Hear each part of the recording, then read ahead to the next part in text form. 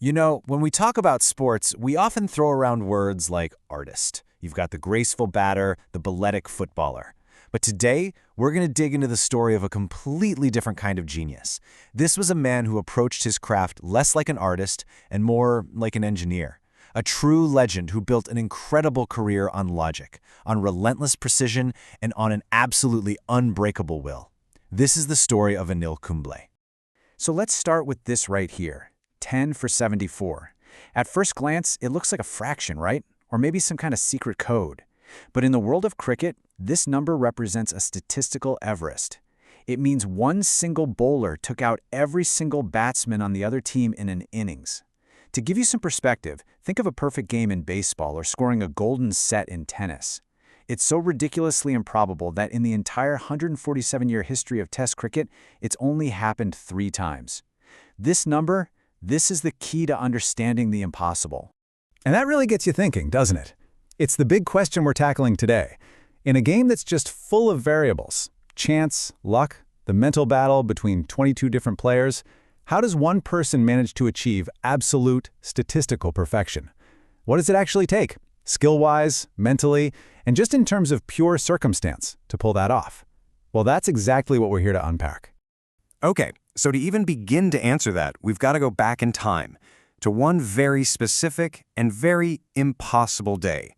The day one man did something everyone thought couldn't be done and etched his name into history forever. All right, picture this, the Firoz Shah Kotla ground in Delhi.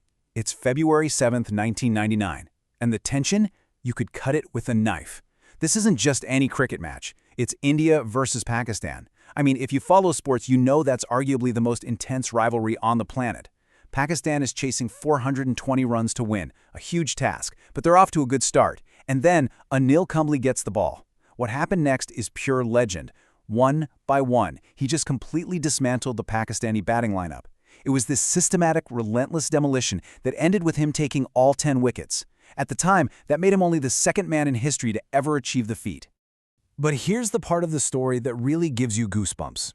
It's what happened right before that final wicket. As Kumble got closer and closer to 10, with just 1 wicket left to get, you could just feel this sense of destiny in the air. His teammate, a fast bowler named Javagal Srinath, was bowling from the other end.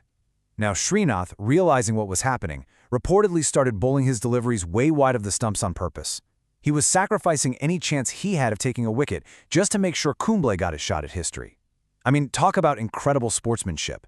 It's just a magical moment where a teammate's quest for an individual's immortality became more important than anything else. So you have to ask, what kind of bowler actually pulls off something so unbelievably rare? Well, the answer is a bowler who wasn't your typical spinner at all. Kumble, you see, was literally a qualified mechanical engineer, and he brought that exact analytical, problem-solving mindset to the cricket pitch.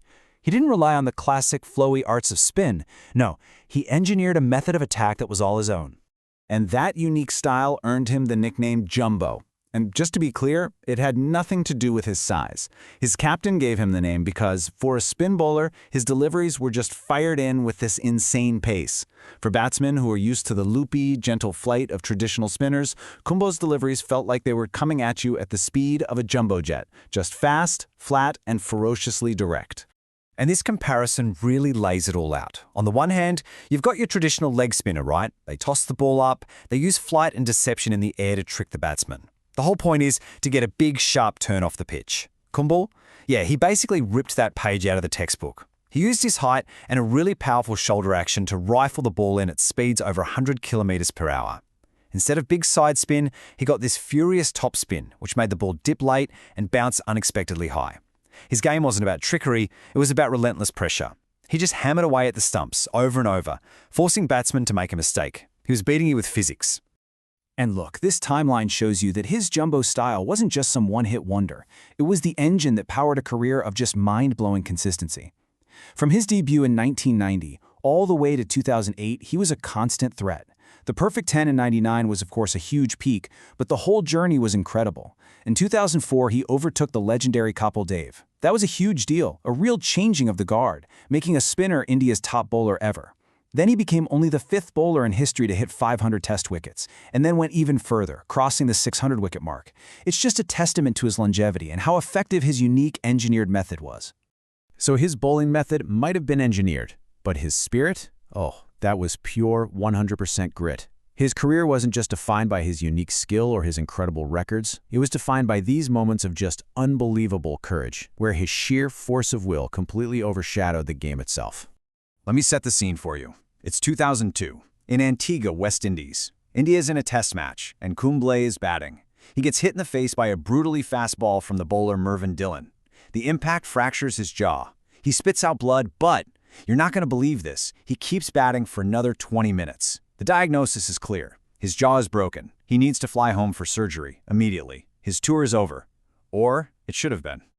But this is Anil Kumble we're talking about. He actually checked himself out of the hospital, had his head wrapped in a huge bandage, and, to the absolute shock of everyone, walked right back out onto the field. I'm not kidding. With the broken jaw held together by nothing but sheer determination, he bowled 14 straight overs. And in that spell, he got out one of the greatest batsmen of all time, Brian Lara. It has become one of the most iconic images of courage in all of sports, a single moment that tells you everything you need to know about his warrior spirit. It's that same fight, that same spirit, that powered these just insane numbers. 619 test wickets. That makes him the fourth highest wicket-taker in the history of the game. 337 wickets in one-day internationals, which is still the most by any Indian bowler. And then, look at that last column. 35 five-wicket hauls in Test cricket. Now, taking 5 wickets in an innings is the benchmark for a dominant performance. Doing that once is great. Doing it 35 times? That's just next-level dominance, day in and day out. These numbers weren't just about skill. They were fueled by pure, relentless determination. So, what happens when a player like this, someone so smart, so tough, so deep in their understanding of the game, finally hangs up their boots? Well, they don't just walk away. They find new ways to shape the game. And for Kumble, that meant stepping into leadership roles, where, as he found out, things can get pretty complicated. Yet his influence just kept expanding. He became India's Test captain late in his career and was praised for his calm but firm leadership. After he retired, he took on big administrative roles, heading up his state's cricket association and even chairing the powerful ICC Cricket Committee, which helps shape the rules for the entire world. But his biggest post-playing role came in 2016 when he was named the head coach of the Indian national team. And here's the thing. As a coach, the team's record under him was incredible. They lost only 1 out of 17 test matches. But it all ended pretty suddenly and very publicly in 2017. Kumble resigned, stating his relationship with the team's captain Virat Kohli had become untenable. Reports started coming out suggesting that Kumble's very intense, disciplined, and no-nonsense coaching style was seen by some players as intimidating. It was a really complex, difficult end to his coaching stint, and it highlighted this potential clash between a legend's old-school, uncompromising standards and the new dynamics of a modern team. Okay, so when you put it all together, the engineer, the record breaker, the warrior, the demanding coach, what does it all add up to? What's the real legacy of Anil Kumble? How do you even begin to define someone with so many different sides? I think it really boils down to 5 main things. First, he was the record setter. The numbers don't lie, he's India's all-time leading wicket-taker, a statistical giant. Second, he was the innovator, the engineer who totally redefined what a spin bowler could be.